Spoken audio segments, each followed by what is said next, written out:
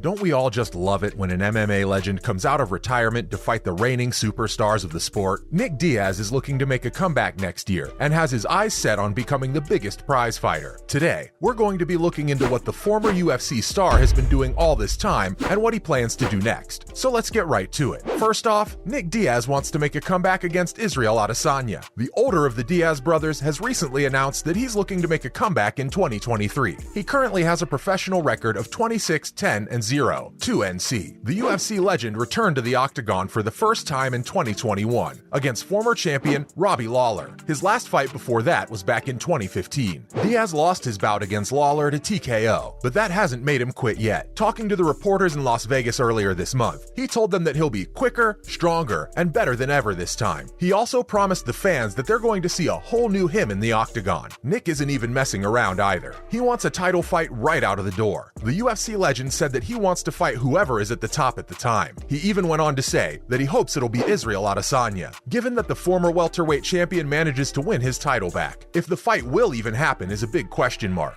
We doubt that the UFC is going to give a title fight to the 39-year-old veteran who keeps drifting in and out of retirement, and especially against Adesanya. Some fans have started calling it sanctioned murder already. There's no doubt that Diaz was once one of the most popular and exciting guys to step inside the cage. But will the UFC veteran be able to go toe-to-toe against the new blood in MMA? Now, let's look at Nick's last fight. The older Diaz stepped into the cage for the first time in 6 years to face his old rival, Robbie Lawler. The bout took place at UFC 266 and was on the main card for the night. This rematch between the two veterans was 17 years in the making, as they last shared the octagon at UFC 47 back in 2004. Diaz won with a memorable knockout the last time these fighters met, putting Lawler to sleep in the second round. This fight began wildly as Diaz came in flying with a spinning back kick that missed. The Ruthless got aggressive immediately and started beating down Diaz, who covered up. Both fighters exchanged strikes throughout round one, with Lawler looking for power shots and Nick resorting to his usual death by 1,000 cuts style. In round two, Lawler landed a kick to Nick's liver, which had him react very visibly. Diaz walked it off, obviously in pain, and the two men once again continued to exchange some punches. It seemed as if Lawler had managed to get the upper hand in both of the rounds, as he was able to get more effective strikes in. Even though the fight was supposed to have 5 rounds, the third was the final one of the night. Lawler tagged Diaz with a right hook that dropped him, and followed it up with a looping uppercut that completely laid Nick on the canvas. The Ruthless called for him to stand up, but Diaz refused. The referee, Jason Herzog, also signaled him to stand up, but he once again said no. The fight was waved off and ended so bizarrely. Following up, what happened to Nick against Lawler? People had been questioning Nick about his last fight's strange end and why he refused to stand up. Cesar Gracie, Diaz's coach, came forward in August to clear some air around him. Gracie claimed that the UFC veteran entered his last bout with 2 ruptured discs in his neck. He also added that Nick had to pretty much take that fight because of his financial issues. Apparently, the UFC legend had numbness in his hand and was unable to train properly. Since then, he's gotten surgery and now has titanium discs in his neck. So, he's addressed the issue. Nick's coach said he's feeling great right now and is gradually returning to his old self. They're still waiting for doctors to give him the all clear so he can begin hard training. For now, the former MMA superstar has been running and hitting pads, but he's looking forward to sparring and ultimately fighting. Gracie also revealed that they've been in touch with UFC officials who've been asking about Nick's health. They've also reportedly offered Nick some good future fight options. What's more, Nick's longtime teammate also chimes in. Jake Shields is a member of the Scrap Pack and has been training with the Diaz brothers for a very long time now. He expects Nick Diaz to turn things around in the coming year. During an interview with Inside Fighting, Shields revealed that Diaz is looking a lot better and that he's training again. He expects to see him return to the UFC octagon in 2023. He also added that Nick looks to be in far better shape than when he faced Robbie Lawler. Nate Diaz might have parted ways with the UFC earlier this year, but his older brother is still under a UFC contract. Nick is a former Strikeforce welterweight champion and a legend in the UFC. He has some very memorable wins over BJ Penn, Takanori Gomi, Robbie Lawler, Frank Shamrock, and Paul Daly. However, Nick Diaz hasn't won a single fight since he beat BJ Penn back in 2011 at UFC 137. There might be doubts surrounding his performance, but the guy sure has some heart. He has stayed in USADA's testing pool even after his loss this year, and according to their database, he's been tested 4 times this year. Nick believes in himself, his team believes in him, and we'll have to see if the fans also believe in him making an impact. Moving on,